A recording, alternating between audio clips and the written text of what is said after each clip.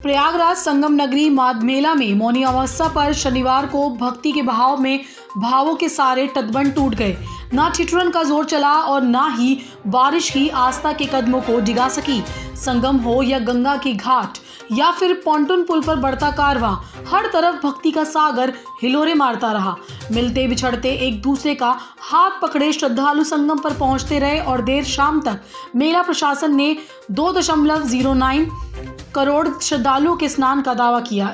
इस दौरान संगम पर हेलीकॉप्टर से पुष्प वर्षा कर योगी आदित्यनाथ सरकार ने स्नान पर्व की भव्यता में 4 चांद ही लगा दिए। घाटों पर मनौतियां मानने वाले ढोल ताशे के साथ डुबकी लगाने पहुंचे। वहीं पुण्य की डुबकी लगाने के लिए लाखों श्रद्धालुओं के रेला के बीच संगम समेत काली, त्रिवेणी और मोरी मार्गों पर बने स्नान घाट और पॉन्टून पुलों पर रेला यूं ही चलता रहा। कड़ाके की ठंड के बावजूद आधी रात से ही 17 घाटों पर मौन डुबकी की होड़ मच गई। 4 बजे भोर में गंगा, यमुना, अदृश्य सरस्वती के संगम पर कपड़े रखने तक की जगह नहीं बची। जॉर्ज टाउन और केपी कॉलेज के पास बैरिकेडिंग कर वाहनों का संगम मार्ग पर प्रवेश रोक दिया गया था।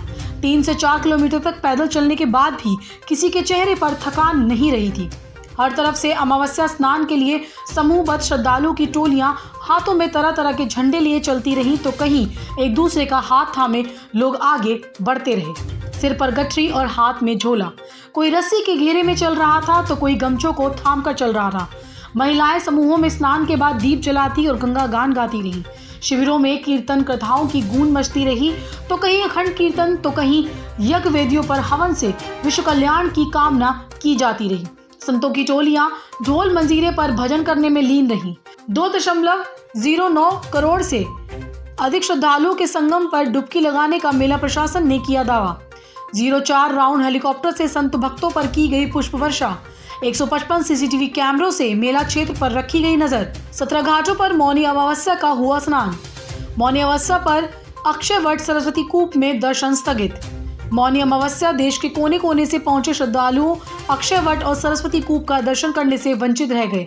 स्नान पर्व पर भीड़ की देखते हुए शनिवार को मूल अक्षय वट और सरस्वती कूप को आम श्रद्धालुओं के लिए नहीं खोला गया था। इस वजह से हजारों श्रद्धालुओं को वापस होना पड़ा। इस दौरान किले में स्थित अन्य देवी देवताओं के भी दर्शन आम भक्त नहीं कर सके।